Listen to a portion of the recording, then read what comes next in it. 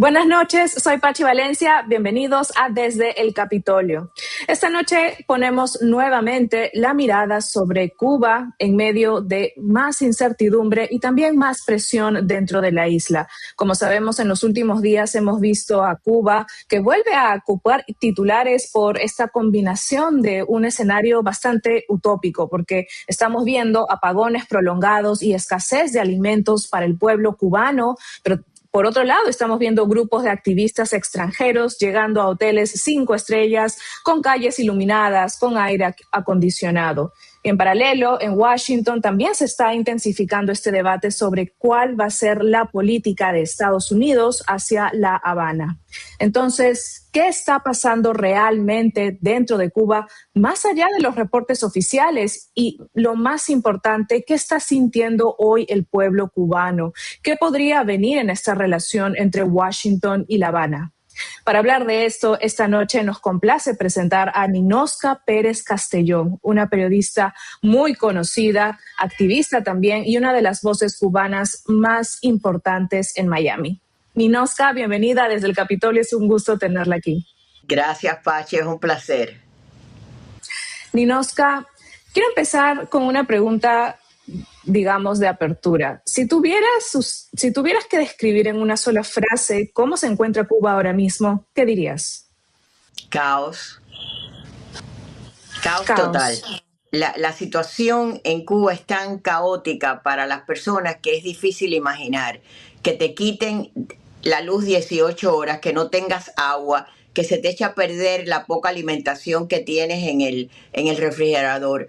Pero a la misma vez miras hacia el otro lado y ves hoteles 5 estrellas totalmente iluminados, ves nuevos restaurantes que abren cada día. Por ejemplo, hay un restaurante de carnes que te muestra 10 cortes de filete que no ha visto el cubano en yo no sé cuántos años. Y es un contraste tan demoledor para ese cubano que tiene que padecerlo, que es casi humillante. Ninosca, hace unos días en tu programa en Radio Martí pudiste entrevistar al periodista mexicano que expuso esta parte de la supuesta ayuda humanitaria. Y quiero que le cuentes a nuestra audiencia en Desde el Capitolio, nuestra audiencia del Epoch Times en español, qué fue lo que descubrió este periodista y cómo está la situación sobre esta supuesta ayuda humanitaria. Bueno, este periodista de Azteca Noticias, Rodrigo Lemo, él viajó a Cuba, por supuesto como turista, porque cuando ya sabes que eres periodista o no te dan la visa o te están vigilando, y él pudo filmar los anaqueles que estaban prácticamente vacíos, en contraste a estos otros negocios de los que te hablo, que parecen, ahí no falta nada. Pero en estos específicos, él pudo, después que llega el primer barco con la ayuda mexicana, él vuelve a filmar esos anaqueles y ya tienen productos mexicanos, frijoles negros, por ejemplo, con la misma marca que venían en la embarcación de la ayuda humanitaria. Y estaban siendo vendidos en las tiendas de los militares, que no necesariamente son de los militares, son del régimen, pero custodiadas por los militares, que solamente se puede comprar en dólar. O sea, es decir, si eres un cubano que lo que ganas es $10 al mes, no puedes comprar absolutamente nada. Pero a la misma vez, qué vergüenza que la donación de un país, que gran parte eran donaciones del pueblo mexicano y la otra era privada, pero que eso se lleve a las tiendas a vender, es una muestra, primero, de la falsedad de ese sistema, del poco respeto que tienen por ese cubano, que le han hecho creer que viven en un estado marxista que es igualitario y no existe tal cosa en ese país. En ese país hay una clase gobernante que vive como si fueran ricos, hay otra clase que recibe dólares, probablemente del lavado de dinero, y otra clase que tiene que vivir padeciendo la falta de todo. Ninosca, $48 americanos, ¿lo puede realmente solventar un cubano de a pie? Para nada, el salario promedio es $10 y te estoy hablando de restaurantes. Por ejemplo, la hija del ex vicepresidente Carlos Laje tiene 3 restaurantes. En uno de ellos, uno de los filetes que se llama Tomahawk vale $114. Me parece muy bien en un país donde hay diferentes personas que tienen más dinero o menos dinero, pero no en un país donde te dicen que todos son iguales.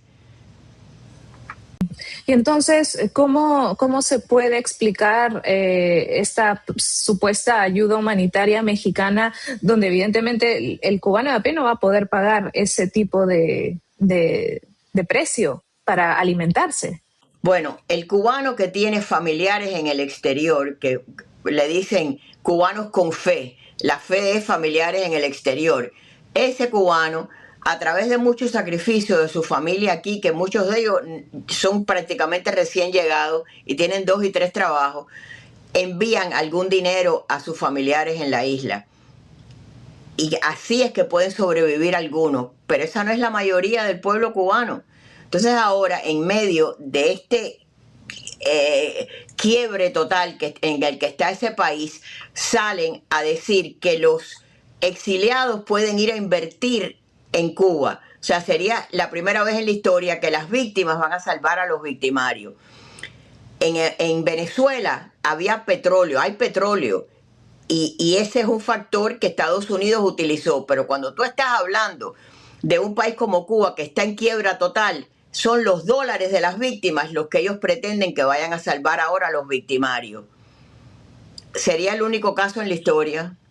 Exacto, Ninosca. De hecho, hace unos días estuvimos conversando con Dariel Fernández, el tax collector del condado de Miami-Dade, y él es uno de las figuras públicas que están alertando a la comunidad, a los empresarios, no solamente cubanos. Los cubanos creo que están muy informados sobre esto, pero tal vez otros negocios, otros empresarios hispanos podrían caer en esta cierta trampa que está trayendo el régimen castrista. Bueno, esta propuesta tuvo una respuesta contundente por parte del secretario de Estado, Marco Rubio, y le dijo, primero tienen que venir cambios políticos y después económicos. Existe una ley que es Helms-Burton, que está codificada y es la ley del país. Y esa ley es bien específica en determinar que si no existen cambios políticos no pueden haber cambios económicos, ni levantamiento de embargo, ni ayuda económica por parte de Estados Unidos, ni créditos.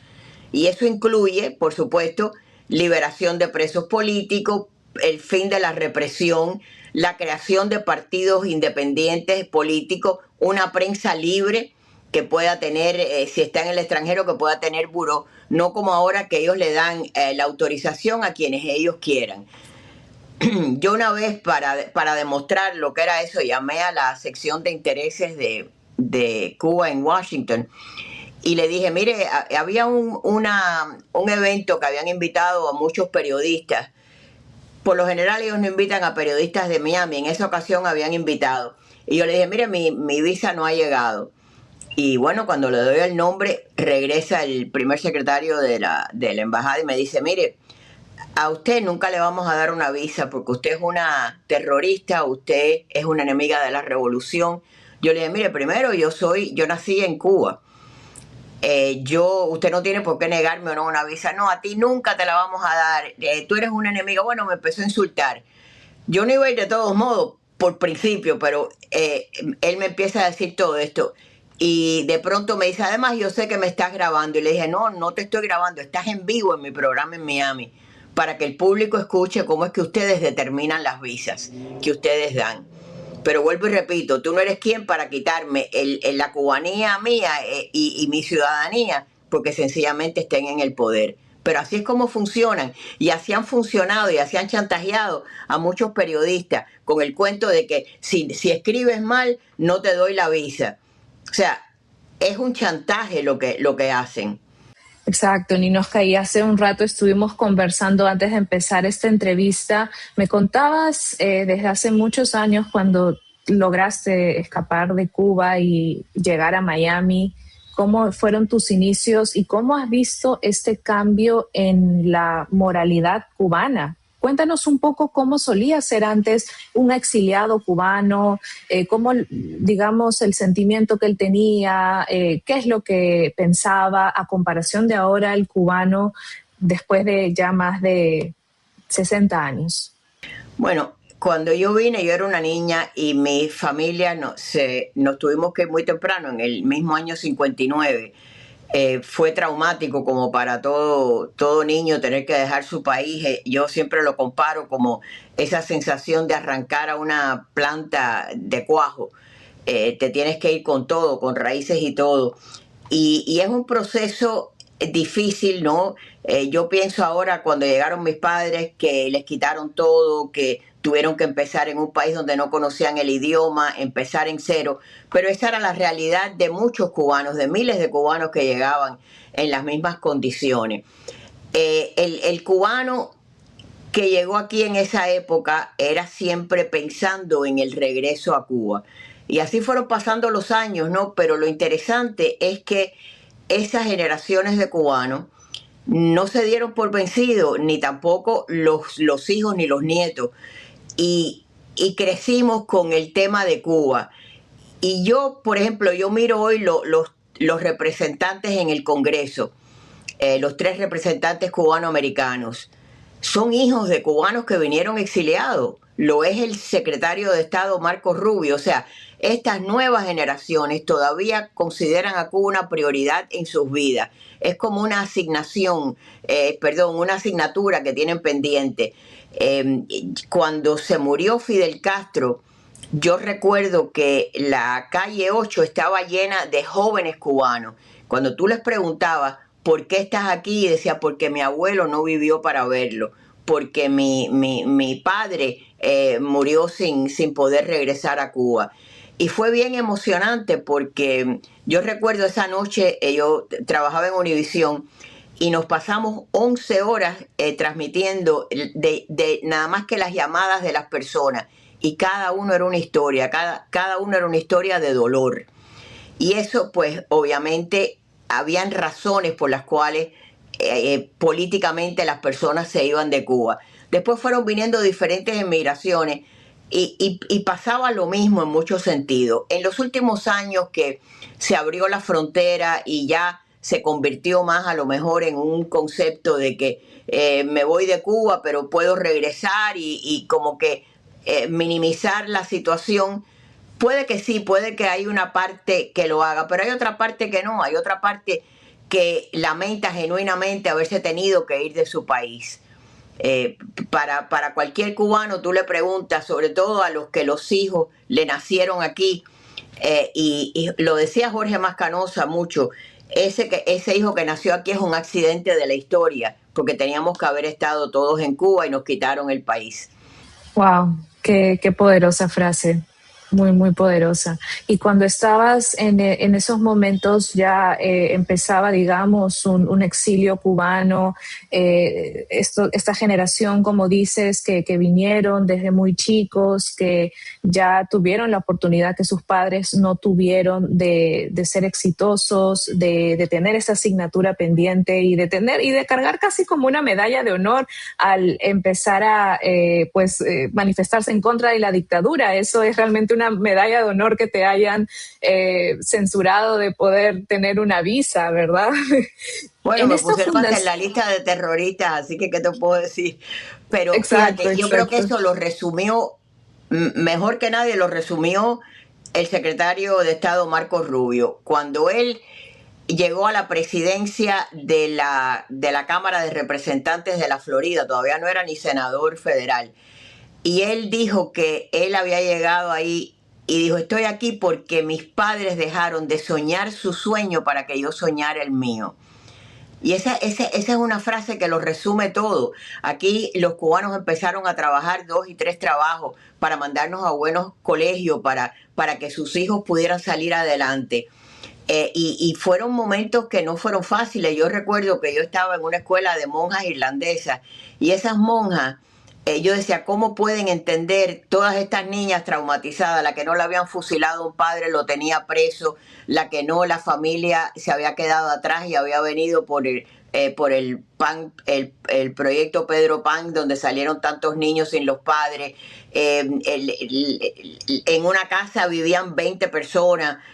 Yo recuerdo de niña que en mi casa era una casa grande porque éramos muchos, pero si llegaba alguien que no tenía dónde parar, iba, y cuando llegaba el avión que llegaba todos los días de Cuba, que la gente llegaba sin un centavo, el plato de comida nos quitaban la mitad y se lo daban al que llegaba, porque era así, era un pueblo que se iba sin nada, pero escogían dejarlo todo, o se los habían quitado todo, pero lo escogían porque querían libertad. Y Ninoska, cuando ya emprendes tu carrera como periodista, me estabas comentando que tú sentías que al inicio los que escapaban de Cuba tenían cierto miedo de hablar, de exponer lo que estaba sucediendo en la isla, pero que ahora comparado a los tiempos actuales todo ha cambiado. Cuéntanos un poco cómo ha sido esa transición, cómo la has vivido tú desde esta plataforma de los medios de comunicación. Bueno, el cubano ya después que se va, a algunos le toma un tiempo, pero por lo general ya no tienes tanto temor a hablar porque estás en tierra libre. A no sé que te quede familia atrás o algo así. Pero cuando empezamos, por ejemplo, un proyecto de la Fundación Nacional Cubano-Americana, que era la voz de la fundación, era cuando comenzaban en los 90 muchos de los movimientos opositores en la isla. Y todavía Radio Martí no autorizaba ese tipo de conexión con Cuba. O sea que éramos el único espacio que tenían. Y te decía que era, por ejemplo, un reducido grupo los que se arriesgaban a hablar. Muchos fueron a prisión, pero se consideraban opositores. Ya yo, cuando hablo con personas en Cuba, ni son opositores ni les interesa, nada más que te dicen, esto quiero que lo escuche el mundo entero, aquí no se aguanta más, no tenemos agua, no tenemos luz, estamos agobiados, vivimos rodeados de basura, las cucarachas y los ratones viven entre nosotros. ¿Qué clase de vida puede ser esa para un ser humano, para alguien que tiene que criar niños? A veces te dicen, yo no puedo enviar ni a mi niña a la escuela porque no hay agua con qué bañarla, ni con qué lavar los uniformes. Entonces es una situación que la han tolerado por represión, por miedo, pero ya una de las cosas que yo veo que ha cambiado es que ya no tienen miedo. Y el otro día me lo decía una señora, me dijo, estoy diciendo todo esto porque ya no tengo nada que perder. Exacto, se puede sentir esa desesperación del no saber qué hacer ya sin agua, sin electricidad. Y Ninoska, usted que tiene este, digamos, termómetro directo con la isla, ¿hay otras cosas que le cuentan los cubanos que no está apareciendo ahora en los reportes oficiales ni en la prensa internacional que quisiera igual usted darlo a conocer? Bueno, el otro día hubo un incidente hay una joven que es del grupo esto de jóvenes del Cuartico, y como cogieron a dos de ellos presos, pues han salido otros jóvenes. Ella se llama Ana Sofía Benzi, así está en las redes. Y ella fue la Policía Nacional con alguien del Ministerio del Interior a llevarle una citación a la madre de ella. Era una manera de intimidar a esta joven de 21 años que habla pero con una claridad y con una falta de miedo tremenda. Y cuando va el de la Policía Nacional, el hombre se identifica y le dice, mire, esta es mi identificación, yo estoy aquí para decirle a usted que él, señalando el del Ministerio del Interior, que estaba de espaldas para que no le vieran la cara, él está aquí para entregar esta situación. Usted me dice si usted va a ir o no para yo decirle a él. El hombre está a dos pasos y lo está escuchando todo. Bueno, parecía una cosa de niños chiquitos, pero te das cuenta que ya hay gente queriéndose quitar responsabilidades de arriba en esta, por ejemplo, en la policía. El del Ministerio del Interior nunca dio la cara, pero cuando bajan y se montan en la moto donde habían venido, la señora le tomó un video y se le vio la cara. Y por eso la estaban citando, la quieren llevar a juicio. Hoy citaron a Ana Sofía, no sé, era a las 3 de la tarde que tenía la citación, así que no sé qué habrá pasado. La citaron a ella, me imagino que como manera de intimidarla o de llevarla presa. Ellos no tienen reparo en tener presa a jóvenes, a mujeres, hay menores de edad presos todavía desde el 11 de julio de hace 4 años, cuando salieron a protestar a la calle. El otro día hubo un hecho en un pueblo pequeño que se llama Morón, que quemaron la sede del partido, botaron las computadoras, quemaron los papeles. Un grupo de jóvenes que eran todos adolescentes, y las personas no han salido tampoco a criticar eso, ni mucho menos. Muchos te dicen abiertamente, hicieron lo correcto, no queremos aquí a los comunistas. Así que yo creo que es un sistema que ya perdió perdió la narrativa, ya perdió el rumbo hace mucho rato. Y lamentablemente no han querido entender que el mundo ha cambiado y que ellos no pueden seguir teniendo el control férreo que tienen por sencillamente mantener el poder. Y yo creo que hasta ahora no había habido una situación como la que hay, una combinación como la del presidente Trump y el secretario Marco Rubio, que están dispuestos a retar eso. Y ojalá que sea así, porque no es solo porque es una dictadura y hay represión, es un peligro para los Estados Unidos. Hay bases rusas, hay bases chinas que estaban cerradas y ya las han activado otra vez. Hay espías, por ejemplo, la espía Ana Belén Montes, que estuvo en el Pentágono, que trabajó para Cuba, la tuvieron que arrestar después del derribo de las torres y el ataque al Pentágono, porque ella estaba pasando información clasificada al régimen de La Habana, que La Habana se la vendía a los enemigos de los Estados Unidos. Otro espía que estuvo 40 años dentro del Departamento de Estado es Manuel Rocha, dentro del Departamento de Estado. ¿Cuántas decisiones habrá influenciado ese hombre? Y el gran triunfo de Ana Belén Monte fue que ella permeó todo informe de seguridad de inteligencia de los Estados Unidos, haciendo creer que ya Cuba no representaba un peligro para los Estados Unidos. Y de esa manera, bueno, pues déjenlos ahí tranquilos, no pasa nada. Y así vino un presidente Obama que decidió hacer relaciones con Cuba, devolviéndole a los espías, uno de ellos cumpliendo una cadena perpetua doble por asesinato del derribo de las avionetas de Hermanos al Rescate en una prisión federal, lo devolvió. Y Fidel Castro se dio el lujo de decirle que ellos no iban a cambiar. Y él le dio todas las concesiones que quisieron. Eso no pasa con esta administración. Pasó con la de Biden, que los dejaron ahí rodar. No va a pasar con esta administración. Sí, y definitivamente me imagino que dentro de la isla el sentimiento del pueblo, cuando ha visto lo que ha sucedido con Venezuela, cuando ha visto lo que ha sucedido con Irán, ¿cómo cambia eso el ánimo en el pueblo?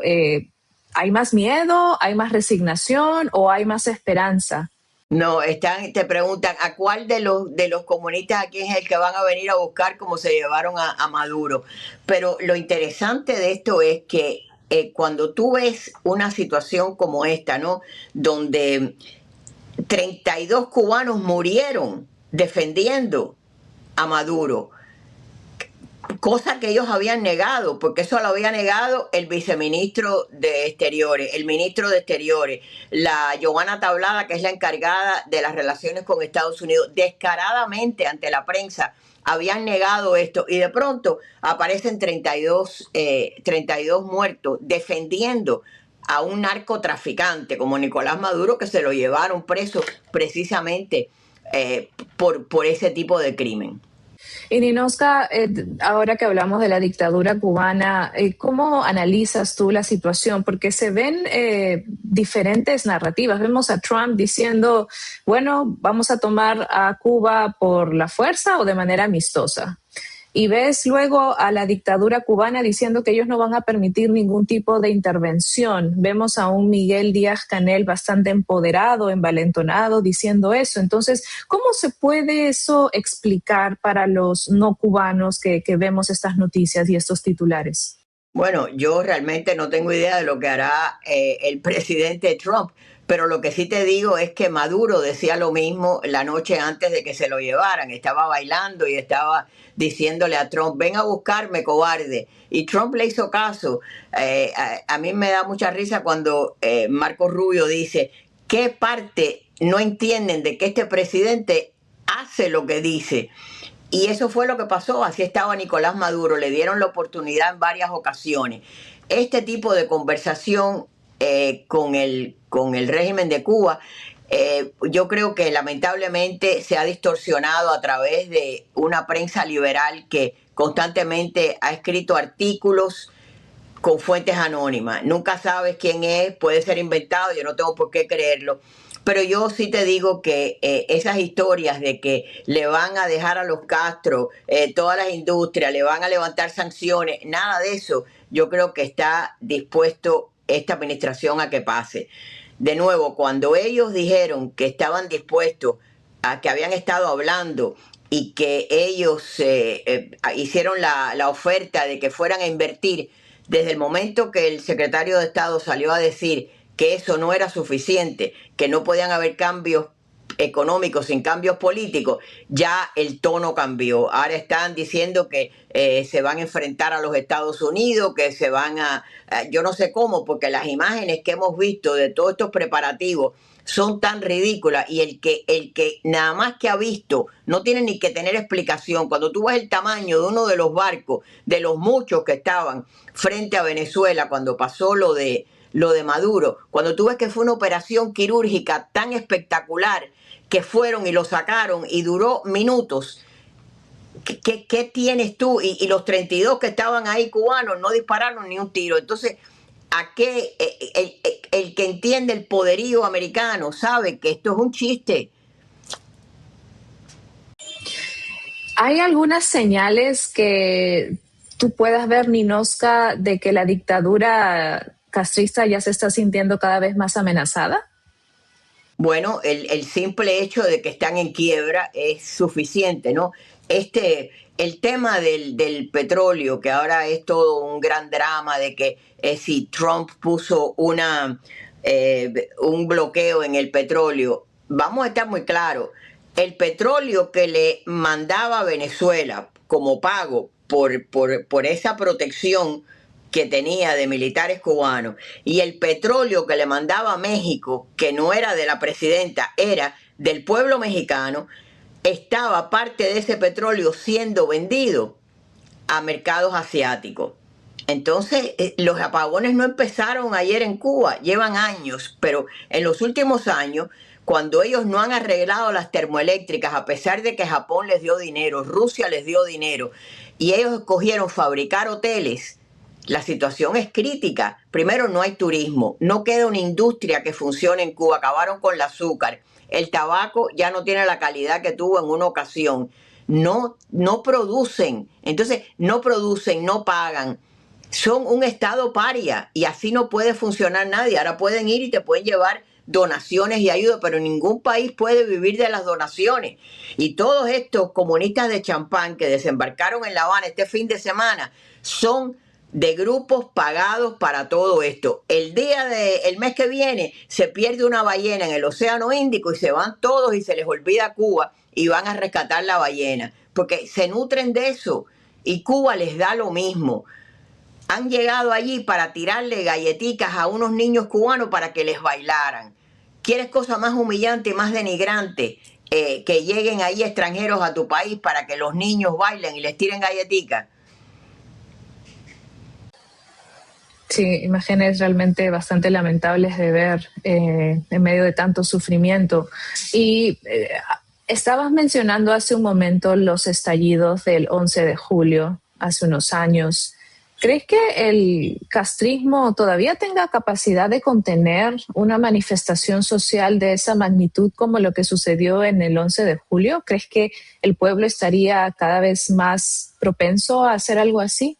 Bueno, han habido manifestaciones esporádicas, ¿no? En barrios oscuros que han quemado las montañas de basura y han habido protestas, pero han tratado de contenerlas porque han sido pequeñas y en barrios donde de ahí no se han salido. Ahora, estaría por ver, eso fue hace 4 años y vimos cómo repartieron palos y cabillas para enfrentar a las personas que protestaban. Todavía están presos para dar una lección ejemplarizante. Díaz-Canel dio la orden de combate contra estas personas, pero han pasado 4 años donde la situación se ha deteriorado y estaría por ver si todos los que a lo mejor repartieron golpes en ese momento están dispuestos a hacerlos ahora. Porque hay un sentido de que eso está llegando al final y nadie quiere ser el malo a la hora de que termina la película. Y en cuanto a tu análisis, no solo como periodista, sino como cubana exiliada, ¿qué es lo que quisieras tú o esperarías tú de la administración Trump? ¿Sería tal vez una toma de poder, así como lo que sucedió en Venezuela, o algo un poco más diplomático? ¿Cómo, digamos, analizas esa situación de una posible, digamos, intervención de Estados Unidos en la isla? Mira, yo no le tengo miedo a una intervención de Estados Unidos ni a una invasión porque cubrí, por ejemplo, la invasión de Panamá y a los 6 meses y un día no quedaba un americano en Panamá. Y sencillamente no hubo caos, mantuvieron el control. Cualquier país que atraviesa por una situación como esa, atraviesa por un momento difícil. Yo no le tengo miedo a eso. Yo creo que los americanos son nuestros aliados, creen en la misma democracia. O sea, eso no me da miedo. ¿Qué podría hacer los Estados Unidos? Realmente no lo sé. Ojalá que pudieran jugar un papel clave en mantener el orden, que yo creo que es lo principal. Lo único que yo no quisiera ver en la Cuba futura es lo que yo viví como una niña el 1 de enero, que la gente se tomó la justicia en sus manos, que saquearon casas, que arrastraban a la gente, que llegó un extranjero llamado Che Guevara a fusilar cubanos sin juicio. Eso es lo único que yo no quisiera ver en la Cuba futura. Y si el gobierno de los Estados Unidos puede servir como un factor catalizador en ese momento, como mismo fueron en Panamá, bienvenidos sean. Estados Unidos no quiere cogerse Cuba. Estados Unidos, primero, Cuba no tiene nada que ofrecer en este momento como tiene Venezuela en términos de petróleo. Cuba es un país que hace falta mucho trabajo, mucha ayuda, mucho dinero de los exiliados que quieran regresar y ayudar a contribuirlo, pero no lo van a hacer si no existe un Estado de Derecho, si no existen las leyes, si no hay garantías. Ni los cubanos, ni nadie que no sea cubano, nadie va a ir a invertir en esas condiciones. Exacto, y tenemos como lo mencionaste, al secretario Marco Rubio, cubano-americano, que sabe perfectamente cómo lidiar y las narrativas de la dictadura cubana. Entonces, digamos que tenemos el manual, o tendría él un manual de cómo realmente lidiar con y nadie este le va tipo a poder hacer un cuento de lo que es Cuba. Hoy yo estaba leyendo un artículo que mencionaba como él en el primer debate presidencial del Partido Republicano, dos de las cosas que él menciona en el caso de Cuba, que le preguntan qué cosas tendrían que terminar o no serían negociables, y él le dice, bueno, la presencia de bases chinas y rusas en Cuba. Y Ninochka, tú al ser parte de estas voces líderes en Miami, voces cubanas líderes en Miami, cuéntanos un poco cómo se sienten el exilio cubano con todo esto. ¿Cuál es el sentimiento de ustedes, de esa generación que llegó muy chiquita a Estados Unidos y ahora pues puede ser de que vivan con sus propios ojos un cambio dentro de poco? Yo creo que ese es el sueño de todo cubano. Tú siempre escuchas, si se muere un cubano, alguien siempre dice, se murió sin ver a Cuba libre. Porque yo creo que eso es con lo que soñamos todos, ¿no? Y yo creo que habrá muchos que quizás no regresen porque ya sus vidas están hechas aquí. Yo no sé, pero escojan o escojamos regresar o no, yo creo que todos queremos contribuir en reconstruir a ese país. Y hay gente que te llama y te dice, mira, yo soy maestra, pero ya estoy retirada, yo quiero que el día que Cuba sea libre, ir a por lo menos donar mi tiempo. Y como eso te encuentras mucho, ¿no? Para otros es el compromiso que tienen con sus padres y sus abuelos. de hacer algo por ver esa Cuba libre. Y eso yo creo que es algo que yo siempre digo que el exilio ha sido el enemigo más formidable que ha tenido el régimen de Cuba, porque no nos hemos dado por vencidos. Han venido nuevas generaciones, han llegado nuevos éxodos, pero no nos hemos dado por vencidos. Yo recuerdo, por ejemplo, cuando llegamos de Cuba, habían grupos de polacos y de húngaros que eran anticomunistas y se reunían, tenían centros de... Yo me acuerdo que aquello, como a la vuelta de unos 5 años, ya dejaron de existir. Me imagino que cada uno cogió su rumbo, crearon sus vidas y ya no les llamaba tanto la atención.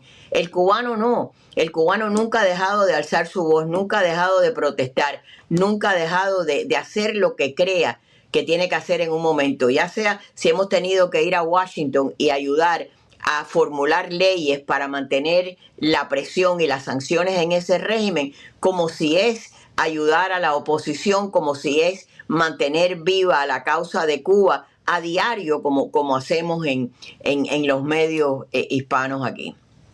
Y una de las cosas que me llamó la atención a mí como hispana es ver escuchar al presidente Trump nombrar tantos casos de éxito de empresarios cubanos, amigos del presidente Trump. El mismo presidente ha dicho que él desde niño ha escuchado todas esas historias de cómo Jorge Mas Canosa, Máximo Álvarez, la familia Fanjul, todos estos empresarios que se volvieron exitosos en Estados Unidos pudieron realmente cumplir el sueño americano. ¿Cómo ves esta parte del hacer éxito? un cuento.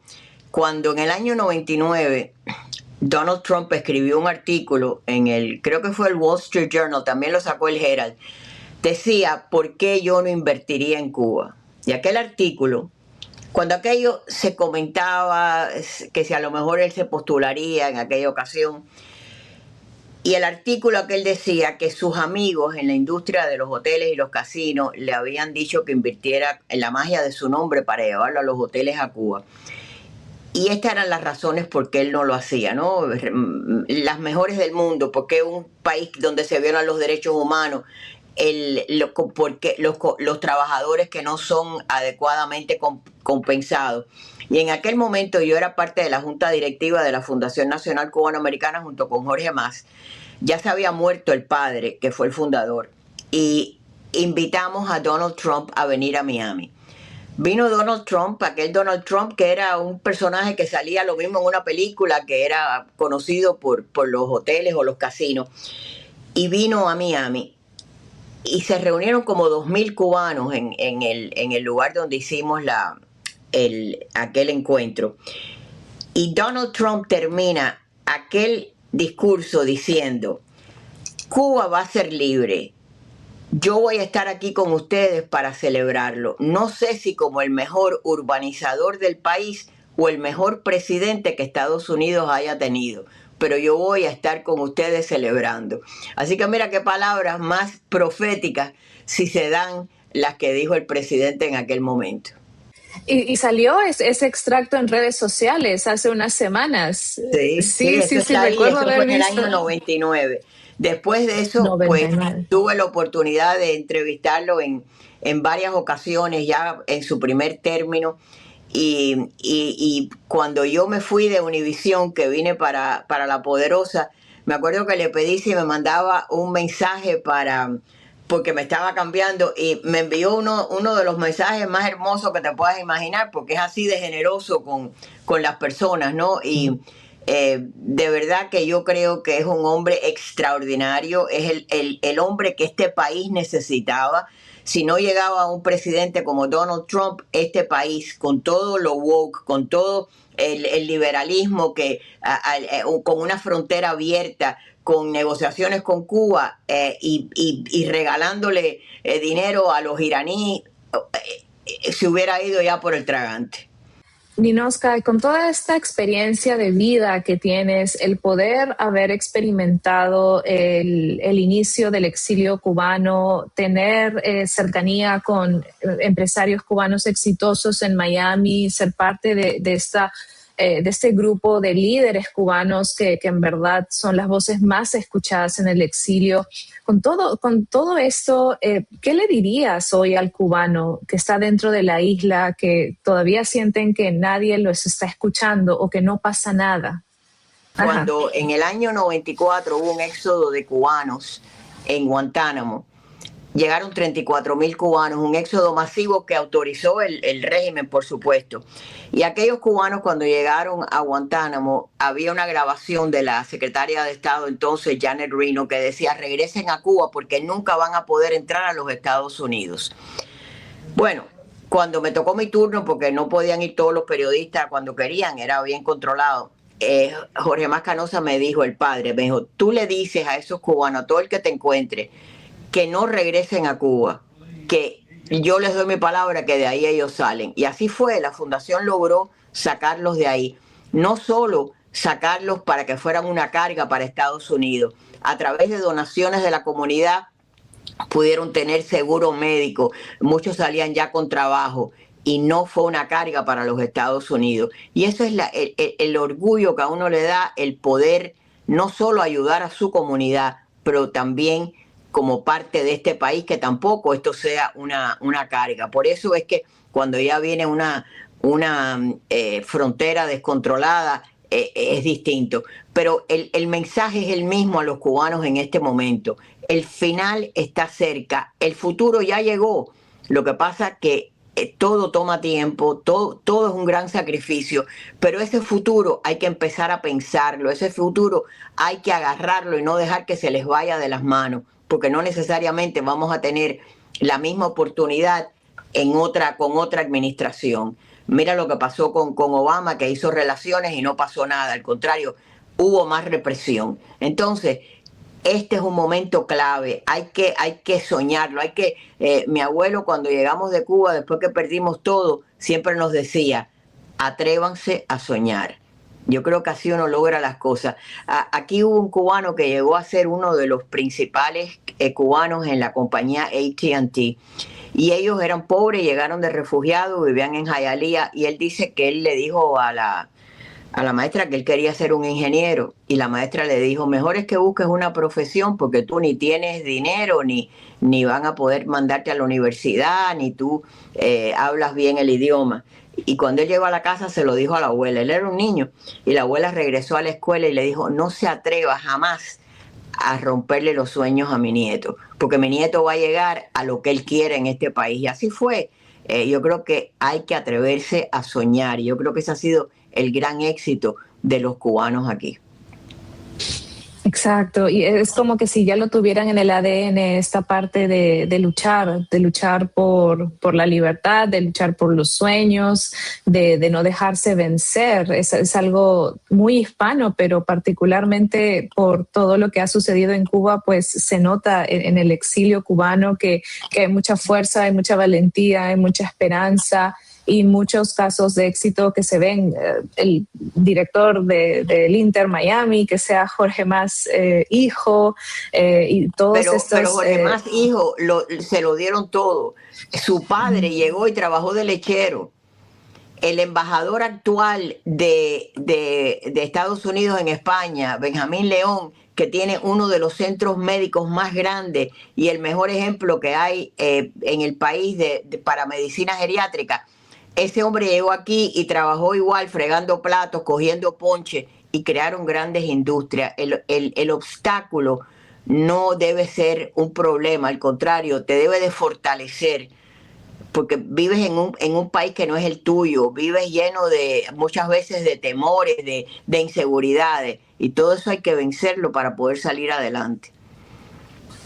Ninosca, ha sido realmente un placer escuchar tu experiencia, escuchar todas esas anécdotas que nos cuentas, porque son importantes para no olvidar. Esa historia es importante tenerla presente, no solamente los cubanos, sino como comunidad hispana, de lo que sufrimos y lo que no se debe volver a repetir. Ahora vemos también a un hemisferio un poco más sano. Había una presa política, una mujer extraordinaria, Trump le dio una pluma cuando firmó una de las leyes que tenía que ver con Cuba, y ella falleció. Ella estuvo 16 años presa. A nadie le importaba que las mujeres estuvieran presas en Cuba y la cantidad de mujeres que cumplieron condenas de 10, 12, 19 años. Y ella, que había sido una actriz en Cuba, una mujer muy bonita, ya estaba mayor, por supuesto, y cuando ella, antes de morir, siempre decía, en el caso de Cuba, prohibido olvidar, porque si lo olvidas lo vamos a tener que volver a vivir, y eso es lo que no queremos más nunca para Cuba. También se me viene a la mente mucho Celia Cruz. Ella tiene una canción que dice por si acaso no regreso, y bueno, aquí que soy peruana, un país muy salsero que amaba a Celia Cruz. Su historia realmente que también es una historia digna de contar en otro episodio, pero realmente... Bueno, ¿quieres mejor ejemplo que el de Celia Cruz? Una mujer que nació pobre, que luchó toda su vida, que estando en la plenitud de su carrera escoge irse de Cuba porque ella no compartía con aquello. Y esa mujer es hoy, el rostro de ella está en una moneda oficial de los Estados Unidos. Y así es, ella nunca olvidó a Cuba, fue una gran embajadora de Cuba por todo el mundo, y es un orgullo para nosotros. Yo hice un libro que se llama Cuba Mía, que le pregunté como a unos 240 cubanos, de aquí, de allá, de jóvenes, viejos, lo que representaba Cuba para ellos. Y ella ya estaba muriendo, y yo ya el libro tenía que entrar en imprenta, y ella me dijo, no, dame un par de días que yo lo voy a escribir, y fue lo último que escribió. Y fueron unas palabras tan lindas, porque ella decía que Cuba seguía siendo su país, pero que tampoco recordaba que cuando su madre se estaba muriendo y ella pidió permiso para regresar, el régimen de Cuba no se lo dio. Y eso ella nunca lo olvidó. Y por eso es que ella era tan tajante, tan radical cada vez que le decían, pero bueno, ¿por qué no hacer las paces? ¿Por qué no regresar a cantar? Ella decía, no, hasta que Cuba no sea libre.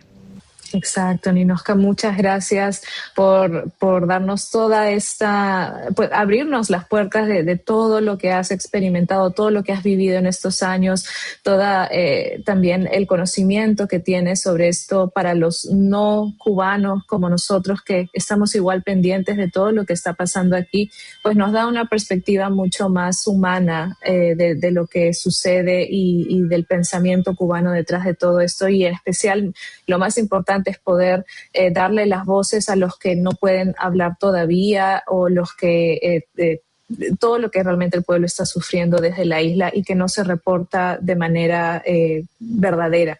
Entonces, estas son las mejores oportunidades que tenemos para darle a nuestra audiencia esa información verídica y de periodistas como tú que pues tienen información de primera mano. Así que muchas gracias, Ninosca Pérez, periodista Gracias y activista cubana. Por darnos esta oportunidad, y al Epoch Times. Espero que esta no sea la última vez que hablemos, porque hay mucho por conversar, tienes muchas historias que contar definitivamente. Cuando gustes.